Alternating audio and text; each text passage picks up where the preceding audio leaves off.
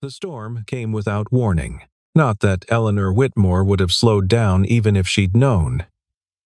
She never slowed down. That was the thing people said about her in hushed voices at industry conferences, in boardrooms where her name appeared on quarterly projections, in the kind of profile pieces that used words like visionary and relentless in the same paragraph. Eleanor Whitmore didn't break. Eleanor Whitmore didn't flinch. She was doing 83 miles per hour when the rear wheels found the ice. It was a Tuesday in late January. Denver had been spitting snow since noon. The kind of fine, persistent snow that doesn't look like much from inside a heated conference room, but transforms every highway in the state into a mirror by nightfall. The meeting at Whitmore Analytics headquarters had run 4 hours over schedule. Her CFO, Marcus Hale, had insisted on walking through every line of the Q4 projections before the board presentation on Thursday, and Eleanor had sat at the head of that glass table and dismantled his numbers with a calm, surgical precision that had made 2 junior analysts excuse themselves to the bathroom and not come back. By the time she reached the underground garage, it was 9:47. Her assistant, Thomas, had texted her 3 times with weather warnings. She had read none of them. The Audi Q8 was warm. The heated seats engaged automatically. Eleanor pulled up the hands-free display and started running through Thursday's deck as she merged onto I-70 heading west. Toward the house in Evergreen she barely slept in, miles of dark road ahead, the city lights thinning behind her. Snow coming down in curtains now, not individual flakes but whole walls of white pressing against the windshield. She was thinking about a paragraph in slide 14 when the car shifted beneath her. It was subtle at first. A correction from the traction control. A slight drift in the rear axle that the car's system registered and compensated for without her input. Eleanor didn't feel it as danger. She felt it as inconvenience, as a half-second pause in her review of the slide deck. Then, the second patch of ice caught the front wheels. The correction came too hard. The car swung wide to the left, not a drift anymore, but a full rotation. The nose swinging around toward the median, the headlights suddenly sweeping across 3 lanes of empty highway in a slow, terrible arc. Eleanor gripped the wheel. She did not scream. She applied counter-pressure the way she'd been taught in a defensive driving course she'd taken 12 years ago and never thought about again. The car completed 2 full rotations before hitting the concrete median barrier at 41 miles per hour. The airbags went off. The windshield cracked but held. The left side of the car compressed inward. Eleanor's head snapped to the right and struck the window frame despite the airbag. A hard, flat impact that was less like pain and more like the sudden removal of the entire world from around her. Then, nothing. She came back slowly. Not all the way. That was the strange part. She came back to sound first, a rhythmic beeping.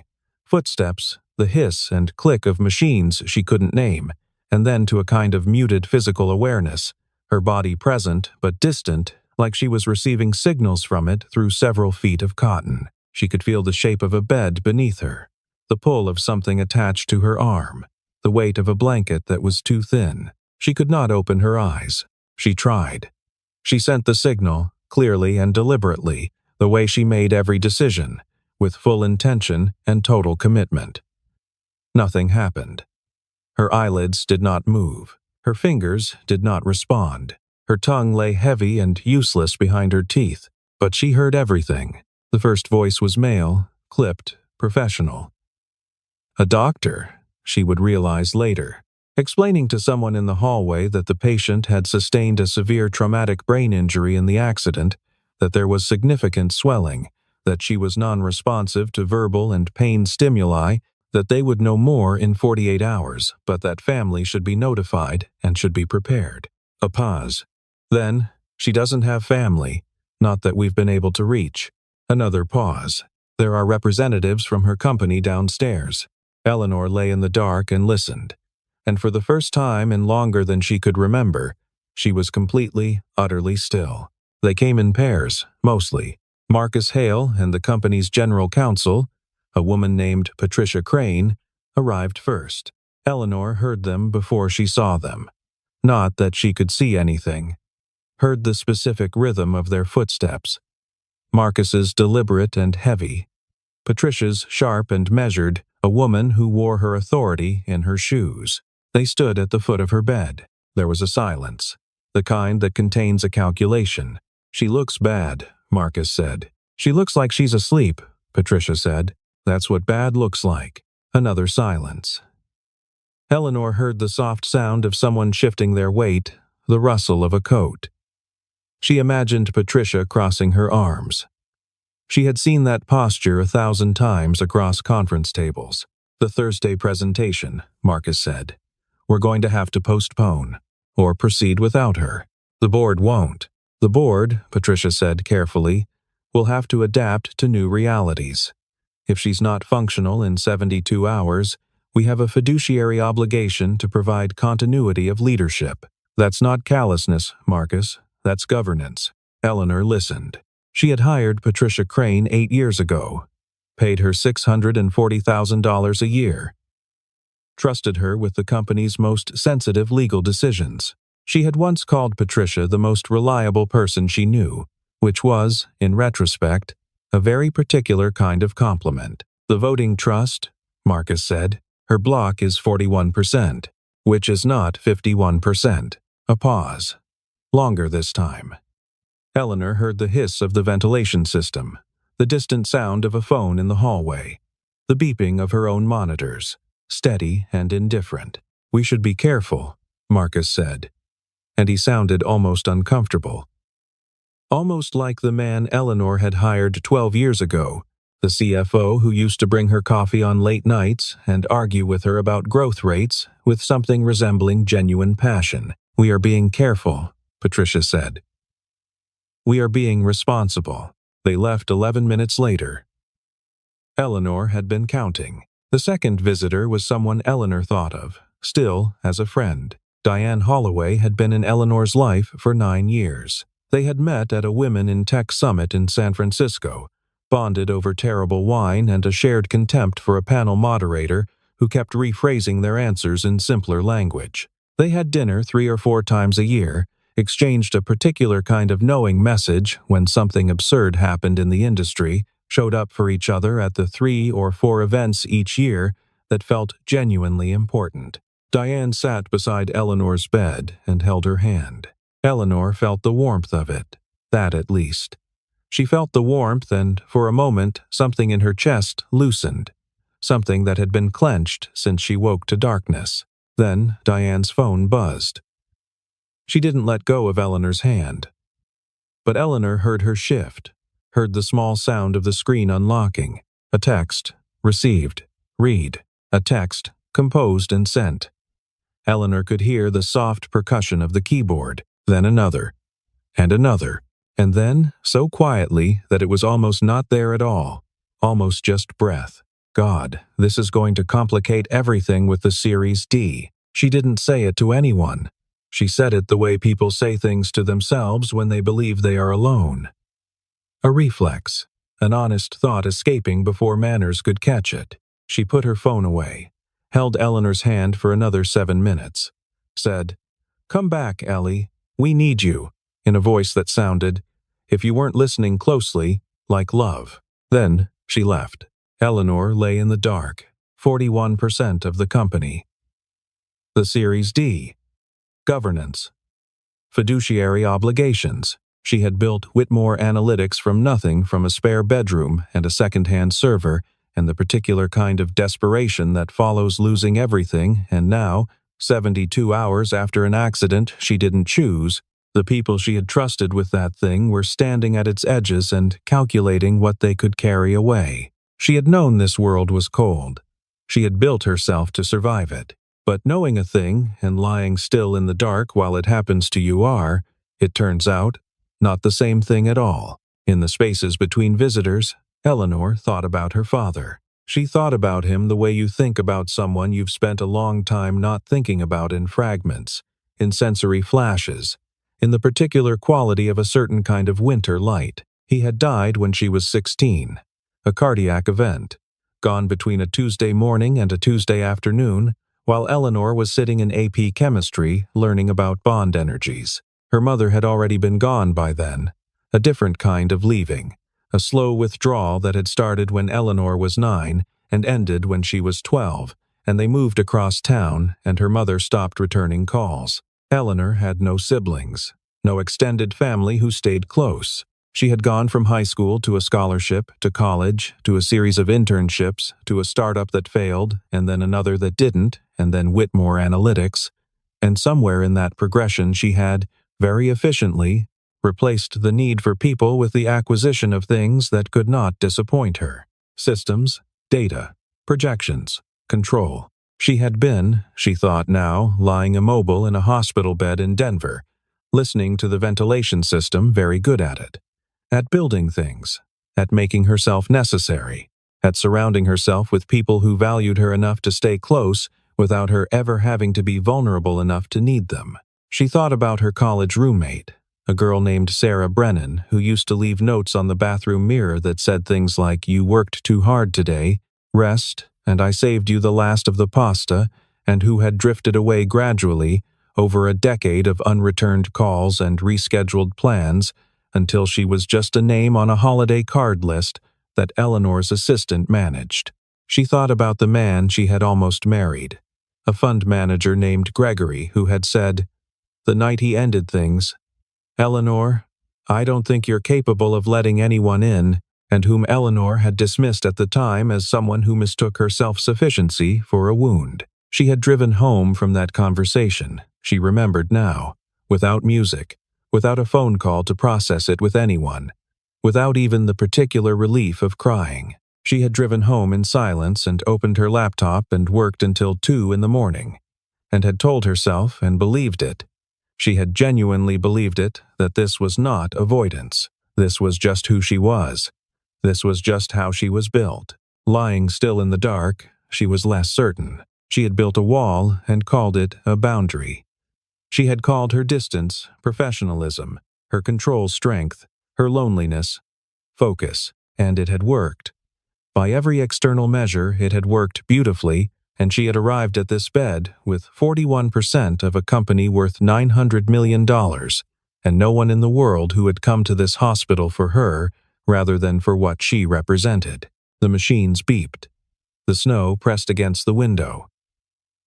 Eleanor Whitmore, for the first time in 20 years, did not know what to do. He knocked. That was the first thing. He knocked on the door of a room occupied by a woman in a coma, which was both quietly absurd and, Eleanor would think later, exactly the kind of person he was. She heard the knock. 2 short, polite raps. A pause. The door opening. Footsteps, different from all the others. Not the confident stride of a professional or the soft-souled haste of medical staff. These were the footsteps of someone doing a job carefully, methodically, without rush. A cart wheeled in behind him. The particular sound of a cleaning cart, the rattle of the lower shelf, the squeak of a wheel that needed oil. She heard him move through the room in a systematic pattern, working from the door inward. The bathroom, first water running briefly, the spray of disinfectant, the wipe of hard surfaces. Then, out into the main room, the floor, the window ledge, the surfaces around the monitoring equipment approached with careful attention to not disturbing anything connected to the patient. He worked without earbuds, without music, without the low muttering of a phone conversation. Just the sounds of the work itself and, beneath that, the winter quiet of the hospital. He was almost done when he stopped. A pause, just at the side of her bed. "Hi," he said. His voice was medium-low, unhurried. There was something in it that Eleanor, whose entire adult life had been spent calibrating voices for what they wanted, could not immediately place. It took her a moment. Then she had it. Nothing. He wanted nothing. The voice contained no ask, no calculation, no positioning. It was just a human voice speaking to another human being. "I know you probably can't hear me," he said. "Or I don't know. The nurses say it's hard to know what people in your situation can take in. But I figure, better to assume you can." A pause. The sound of him leaning on the cart handle, a small shift of weight. "I'm Daniel. I work evenings here, mostly this wing." Another pause. I'm not going to pretend this is normal, talking to someone like this, but this room is quiet, and you looked, I don't know, not comfortable, but like someone who might want a voice in the room. He finished wiping down the last surface. I hope you feel better, he said. I mean that. Not just because it's the thing to say. The cart wheeled toward the door. The door opened. He was gone. Eleanor lay in the dark. It had been 4 days since the accident. 14 different people had stood in this room and spoken in this room, and not one of them had spoken to her the way he just had. Not to her record. Not to her shares. Not to what she owed them, or what they owed her, or what would happen if she didn't wake up. Just to her. He came back the next evening, and the one after that. Eleanor started listening for the cart. The squeak of the second wheel from the left, she had mapped it by now announcing itself at the far end of the hall, growing closer. She would catch herself orienting toward the sound with something she could only call anticipation, which was an uncomfortable feeling for a woman who prided herself on wanting nothing she didn't already have. Daniel talked while he worked. Not continuously, he wasn't a man who filled silence just to fill it. He talked in the way some people do when they're processing something, when the act of speaking out loud helps them hold a thing steady enough to look at it. The second night, he talked about his daughter. Lily is 7, he said, scrubbing the window ledge with the particular focus of someone who finds satisfaction in doing a thing correctly. 7 3/4, she'd tell you, because she is deeply invested in the 3/4. She started counting the quarters when she realized they were going to start mattering to her fractions in school. She decided if she was going to have to learn them, she was going to use them.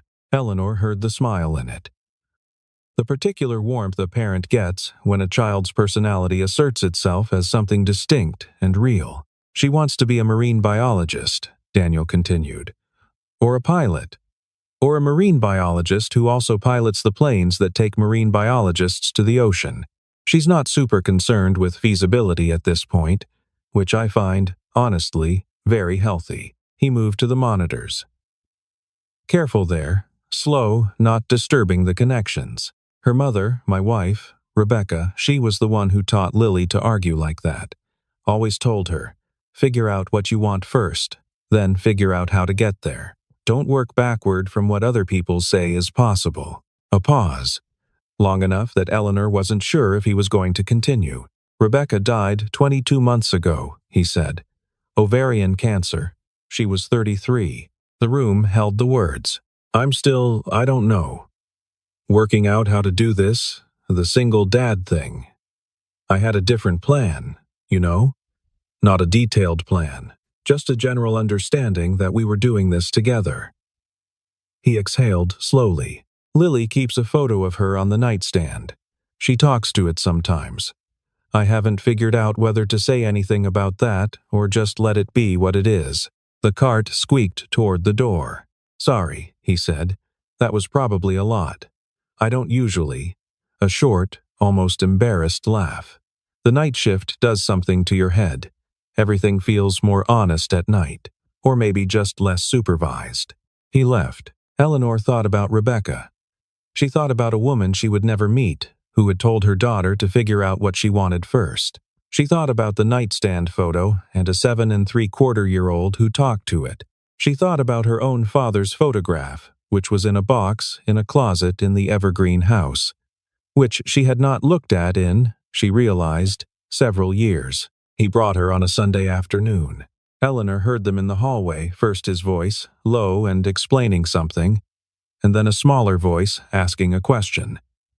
The door opened. This is the lady I told you about, Daniel said. The one I've been. A brief hesitation. Saying hi to evenings. Small footsteps. Unhurried. Curious. Why is she sleeping so long? Lily asked. Her brain got hurt in the accident. When a brain gets hurt, sometimes it needs a very long time to rest before it's ready to work again. Like when I had that concussion from the bike. A bit like that? Bigger. Lily was quiet for a moment. Eleanor imagined her dark-haired, probably serious face, the 3/4 making itself known even in her silences. Does she know we're here? Lily asked. We're not sure, Daniel said. We think maybe people can hear things, even when they can't respond. But we don't know for certain. A pause. Then the small, sure sound of a child deciding something. Small footsteps closer. The shift of a chair being pulled to the bedside, and then, delicately, with the specific carefulness of a child who has been taught to be gentle with things that matter, a small hand found Eleanor's hand and held it. "Hi," Lily said. "I'm Lily. My dad talks to you sometimes, so you won't be lonely." Eleanor felt the hand. Warm, dry, small enough that her own hand, the hand that had signed $900 million worth of contracts and pointed at whiteboards and held phones for 1,000 urgent calls, almost swallowed it completely. "I don't think you're lonely anymore," Lily said, with the matter-of-fact certainty of a 7-year-old who has decided a thing. "Because we're here, and even if you can't say anything, being here counts. My mom used to say that. Being somewhere for someone counts even when you can't fix anything." Silence. "I brought you something." The sound of a backpack zipper, a small object placed on the nightstand. Eleanor couldn't see it, but she heard the small, definite sound of it being set down with purpose. "It's a shell, a real one. I found it at the beach in California when we went to visit Grandma. My dad says shells are just houses that animals don't need anymore. But I think they're still houses. I think they're still home." Daniel's voice, soft. "Lily, I want her to have it," Lily said firmly. "She can give it back when she's better." Eleanor lay in the dark. She was not a woman who cried easily. She had not cried at her father's funeral, holding herself rigid in the second pew of a church she'd never attended before and never attended after, because she had understood even then that crying was a form of losing control, and losing control was a form of losing.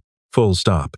She had not cried when Gregory left, had not cried when her first startup failed, had not cried in the hospital room 2 years ago when her doctor used the word serious about a blood pressure reading, and Eleanor had simply nodded and said, "What's the treatment protocol?" But lying in this bed, with a child's warm hand in hers and a shell on the nightstand that was still a home, Eleanor Whitmore felt something move behind her sternum, deep and private and almost geological, a shift in something that had been set in position for a very long time. She could not cry.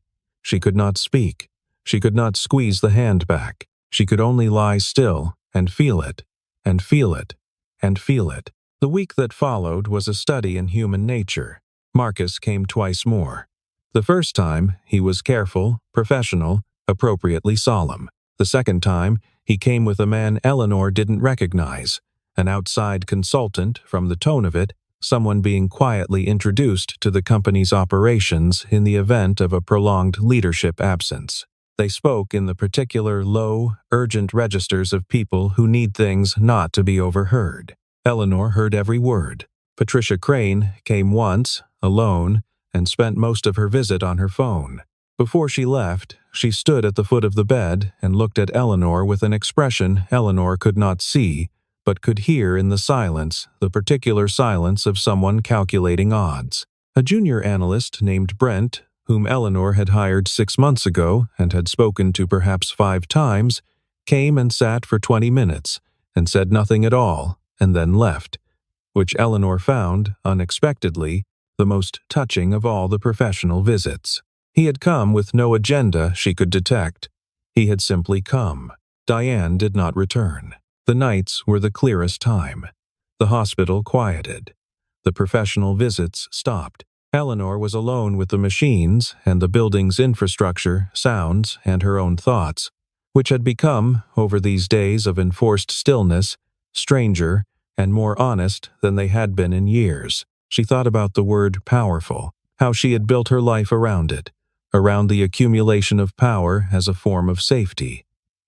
Because if you were powerful enough, nothing could happen to you without your permission. And here she was, without permission, in a bed she hadn't chosen, in a body she couldn't command, and all the power she had accumulated was sitting in a building on the other side of the city, being quietly redistributed by people who had never once, not once, called her to say, "Are you all right?"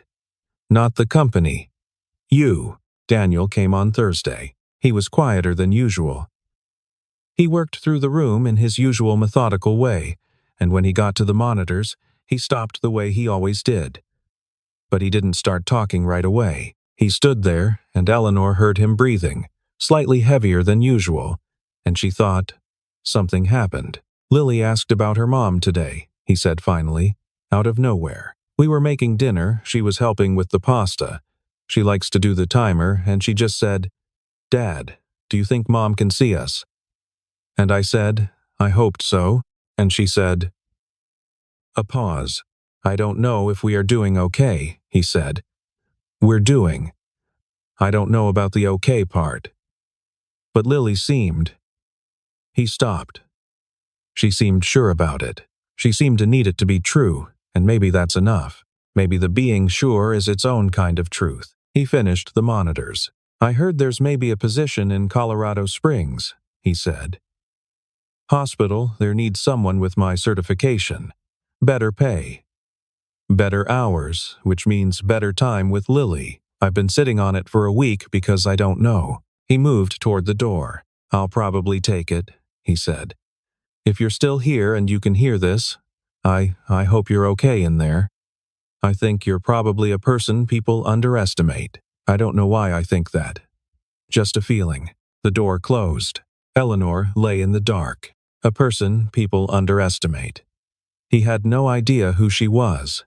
He had stood in her room for 11 evenings and talked to her and seen, in whatever way he was seeing her, something he couldn't name. Not Eleanor Whitmore, the CEO. Not the 41% block of stock. Not the board presentation, or the Series D, or the governance structure. Just a person, quiet in a bed, maybe listening.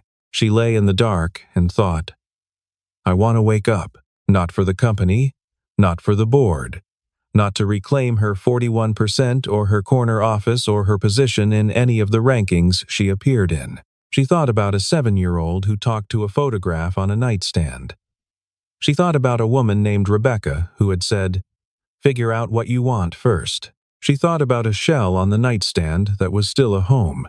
I want to wake up. I don't want to miss whatever comes next. He came on a Friday. Eleanor knew it was Friday by the different rhythm of the floor, fewer administrative voices, a different pace to the shift changes, the quieter background of a weekend settling into the building's bones. She knew it was Daniel by the cart, the familiar squeak, the particular pattern of his knock. But when he came in, she heard it immediately. The weight of something in his steps, something decided. Something that had already happened and was about to be said. He worked quickly tonight. Not perfunctory, she had come to understand that he was never perfunctory, that he was constitutionally incapable of doing a job without caring about it, but efficiently, as if he was running on a limited amount of time for the last part, the part where he stopped at the monitors. He stopped. I took the job, he said. He let that sit for a moment. It came through yesterday. I said yes this morning, before I could talk myself out of it again. A pause. Lily doesn't know yet. I'm going to tell her tonight. She's going to be sad about some things and excited about others. And she's going to want to talk about it until midnight. And I'm going to let her, because she needs to talk things through and she got that from her mother, and I'm not going to be the person who makes her wrong about that. He was quiet. Last shift here is 2 weeks from today, he said. I might not be on this wing every night. The next 2 weeks. Depends on staffing. He exhaled. So this might be the last time I talk to you like this. Eleanor heard him pull the chair Lily had sat in, to the bedside. He sat down. I know you can't hear this, he said. Or you can. I've been going back and forth on it for weeks and I've landed on, I'm going to act like you can. Because the alternative, acting like you can't, seems like a way of making this easier for me and not actually easier for you. And you're the one in the bed, so, a small laugh, short and honest. You looked like someone who was tired, he said. The first time I came in here, before I ever said anything, you were very still, and the machines were all working, and there was something about your face. He stopped.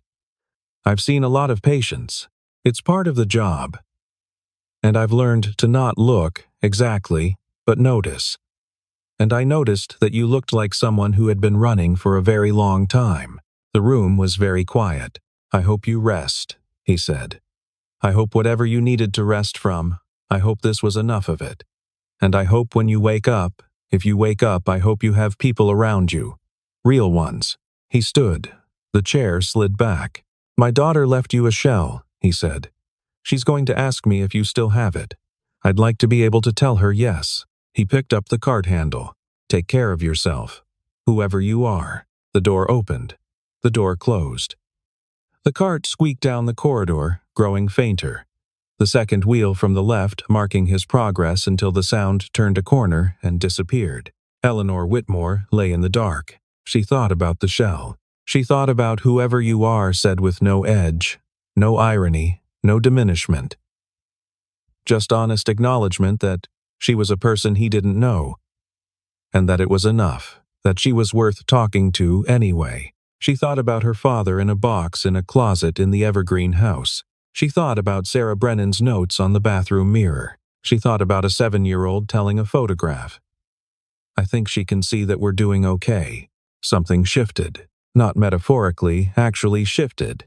A physical sensation, like something loosening in her chest, like pressure releasing from a valve that had been sealed for so long she'd forgotten it was there. It spread outward, through her shoulders, down her arms, all the way to her hands, which were, she realized with a distant, stunned recognition, trembling. Her fingers moved. The monitor registered the change at 11:14 p.m. A change in brain activity. The attending on call told her about this later, showed her the readout, walked her through what it looked like in the data when the gap between where she had been and where she needed to get suddenly started to close. It was not instantaneous. It was not dramatic, not from the outside. There was no movie moment where the eyes flew open and the machine started screaming. It was slow, and then faster. She felt her hand first, then her arm, then her face, the strange, almost painful sensation of feeling returning to the muscles of her jaw. Her eyelids, her neck. She tried to open her eyes and couldn't, and then tried again. And the second time, there was a millimeter of separation, a sliver of light, overwhelming and beautiful. She closed them again, tried again. The ceiling of the hospital room, white acoustic tiles, a fluorescent light, dim at this hour, casting everything in a flat, blue-pale glow. The monitors to her left, a window to her right where snow had been. She turned her head. The world spinning slightly where snow was falling still, or falling again. She couldn't tell how many days had accumulated in the window. A nurse at the desk outside the room, visible through the interior window, head bent over paperwork. Eleanor opened her mouth. What came out was barely a sound. A scrape of air across vocal cords that had been unused for she had no idea how long. A week? More? She tried again, cleared her throat with an effort that felt like lifting something very heavy with muscles she'd forgotten how to use. "Hello," she said. The nurse looked up. What followed was organized chaos.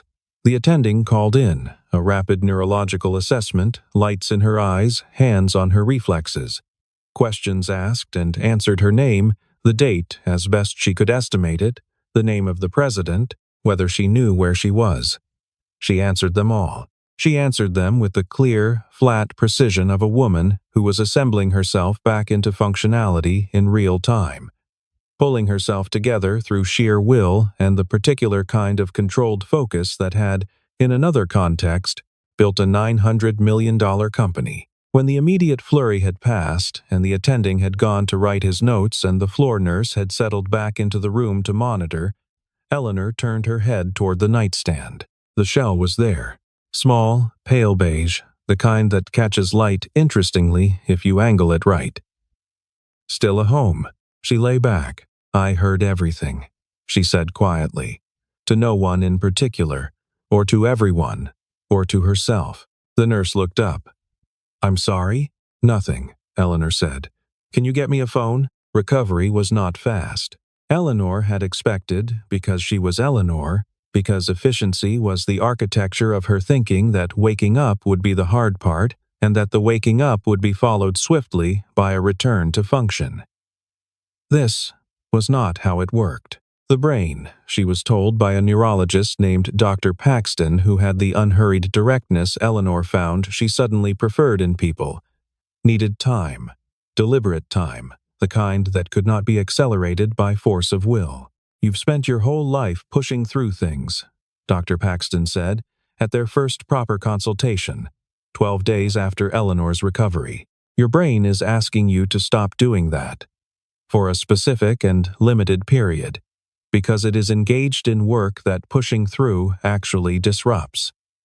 This is not a character failing. It is neuroplasticity." Eleanor accepted this. She did not like it, but she accepted it, which was itself, Dr. Paxton told her, encouraging. She had time, then. Weeks of it. Hospital, then inpatient rehabilitation, then the house in Evergreen with a care team and a physical therapist named Howard who was both demanding and kind in the way good teachers are demanding and kind. Time, in amounts she had not had since she was a child sick with something ordinary, feverish and still. Her father bringing her soup and the specific comfort of being allowed to be unproductive. She used the time to think, and to make calls when her voice was back and her focus could hold for more than 20 minutes. The calls were not the calls people expected. She did not call Marcus Hale first. She did not call Patricia Crane. She called Brent, the junior analyst who had sat with her in silence for 20 minutes with no agenda. "I heard you came," she said, when he picked up, clearly baffled by the caller ID. "Miss Whitmore?" he said, and then stopped. "I heard you came," she said again. "That was kind. I wanted you to know I knew." A long pause on the line. "Are you okay?" "I'm getting there," she said. "How are the Q4 numbers looking?" The changes at Whitmore Analytics came over months, not days. Eleanor was deliberate about it. She had lain in a bed and heard what her company looked like when it thought she wasn't watching. And she made decisions based on that knowledge, not in anger, not as punishment, but as simple, clear-eyed recalibration. The consultant Marcus had brought in to learn her operations was thanked and shown the door. Patricia Crane was given an honest conversation. "I know what you were doing, and I understand why you thought it was appropriate. And I want to tell you directly that the governance structure of this company does not exist to be redistributed in the event of my incapacitation." Patricia had listened, and to her credit, had not pretended Eleanor was wrong. Some people stayed.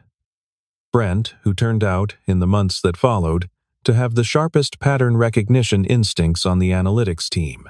A VP of engineering named Carolyn Webb, who had apparently spent Eleanor's hospitalization writing a proposal for a team restructuring she'd been sitting on for 2 years, figuring she might as well, and who presented it to Eleanor 3 weeks after she returned to a modified work schedule with a directness Eleanor recognized as the good kind. Some people left. That was all right too. The company did not collapse. The board presentation that had been scheduled for the Thursday after the accident finally happened in April, 4 months later, with Eleanor at the head of the table, still moving more carefully than she used to, still pausing, sometimes mid-sentence, as her recovering brain found the path between what she knew and what she could say, and the numbers were, as it turned out, fine. More than fine. But the more important changes were quieter. Eleanor found Sarah Brennan on the internet. She was a landscape architect in Portland now, married, 2 kids, a third apparently on the way based on the most recent photograph Eleanor found. She wrote her a letter, an actual letter, on paper and sent it to the address the internet suggested might still be current, and said in it that she had been thinking about the bathroom mirror notes and that she was sorry it had been so long and that she hoped Sarah was well. She did not know if she would get a response. She sent it anyway. She had her father's photograph framed. She hung it in the Evergreen house, in the room where she worked in the mornings before the care team arrived. And she did not feel sentimental about it in the way she had feared she would. She felt something simpler. She felt the specific, uncomplicated comfort of looking at a face that had loved her, when she was too young to be useful to anyone, when she had nothing to offer except herself. No title, no stock, no quarterly projection. Just a small girl with her father's eyes in a house they had shared for 16 years before the Tuesday afternoon that ended it. She had earned everything that came after on her own, and she was, she supposed, still proud of that. But she understood now the difference between what she had earned and what she had lost in the earning of it. The difference between a wall you build to protect something and a wall that slowly replaces the something it was meant to protect. That, it turned out, was enough to look at on certain mornings. She found him in early March. It was not difficult, the hospital had records, and Eleanor was, professionally speaking, very good at finding information.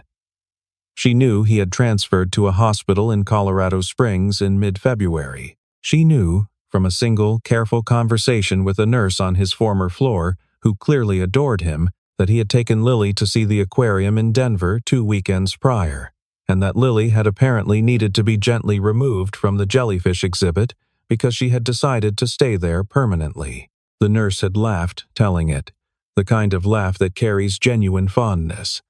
And Eleanor had listened and thought, that is what it sounds like when someone knows a person, not knows their title or their function or their value to a system, just knows them. She drove to Colorado Springs on a Saturday. She had not called ahead. She had thought about it and decided against it, because a call would give him time to prepare, and she did not want him to prepare. She wanted to find him the way she had first found him. Unguarded, just working, just being a person doing the things that needed doing. She found them in a park. It was the kind of late winter day that can't decide if it's still winter or something else cold, but with a quality to the light that suggested the season was considering its options. The park had a small man-made pond with ducks who seemed deeply skeptical about the remaining ice at its edges. There was a wide path around the pond, and on one bench near the western shore, a man was sitting with a thermos while, some distance away, a girl was crouched at the water's edge, engaged in something that looked like a very serious negotiation with a duck. Eleanor parked. She walked across the winter-brown grass. He saw her before she reached the bench. She watched him look at her, not with recognition, not yet, just the ordinary watchfulness of a parent monitoring an approaching stranger, and then something in his face shifted as she got close enough for him to see her clearly. "Hi," she said. He stood up slowly. He stopped. I'm Eleanor." She stopped a few feet away. "The woman from room 412, the one who was." A small pause. "I was awake," she said. "The whole time, I could hear everything." A long silence. The duck near Lily made a sound of profound displeasure and retreated to deeper water. "You could hear me," he said. He looked at her, not with calculation, not with the particular assessment she was used to from people meeting Eleanor Whitmore for the first time when they knew who she was. He looked at her the way he had looked at a woman in a hospital bed, which was to say, like a person. Like someone worth looking at because she was there. "I'm glad you're okay," he said. It came out simple, unadorned, and entirely true. Lily had noticed. Small feet on winter grass, approaching with the direct trajectory of a child who has decided to investigate something. She stopped beside her father and looked at Eleanor. "Are you the lady?" she said. "I think so," Eleanor said. "I'm Eleanor." Lily considered this. "Do you still have the shell?" Eleanor reached into her coat pocket. She had gone to the Evergreen house before the drive south, and found it on her nightstand, where it had been placed with a clarity of intention she had no desire to undo. She held it out. Lily looked at it, then looked at Eleanor. "You can keep it," she said. "I think it wants to stay with you." Eleanor looked at the shell in her palm. The pale beige curve of it, the weight that was almost no weight, the lip of it where the light caught differently. "I told you about her," Daniel said to Lily. "I told you about the woman I used to say hi to at the hospital. You said she was brave," Lily said, with the specificity of someone who was paying attention when things were said to her. "You said you could tell because of her face." Eleanor looked at Daniel. He had the expression of a man who has been very accurately quoted at an unexpected moment. "I said something like that," he allowed. "You were right," Eleanor said. She was not a woman who said things like this easily. She said it anyway. "I was trying. I just wasn't sure what I was trying for." The duck had reconsidered and returned.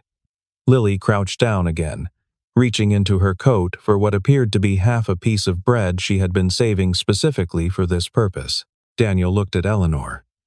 "You drove from Denver? Why didn't you call?" "I wasn't sure you'd want," she stopped. "I didn't want you to have time to be prepared," she said honestly. "I wanted to find you the way I found you before, when you were just being yourself." He looked at her for a moment, and then something in his expression did a small, quiet thing. Not a smile exactly, but the beginning of one, the tectonic precursor. "That's a strange thing to say."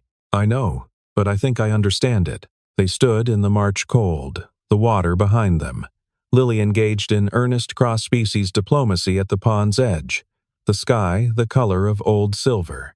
Eleanor had 41% of a company worth $900 million, and a frame on a wall in Evergreen, and a physical therapist named Howard, and a letter, possibly in transit to Portland, and a shell in her palm that still knew how to be a home. "Thank you," she said. He looked at her. "You were there," he said simply. "That's all." "That's not a small thing," Eleanor said. "It turns out," Lily stood up, brushed her hands on her coat, and turned back toward them with the satisfied expression of someone who has successfully negotiated a treaty. "The duck wants more bread," she reported, "but I only had the one piece. I told it I'd bring more next time." "Deal," Daniel said. "Deal." Lily agreed and looked at Eleanor.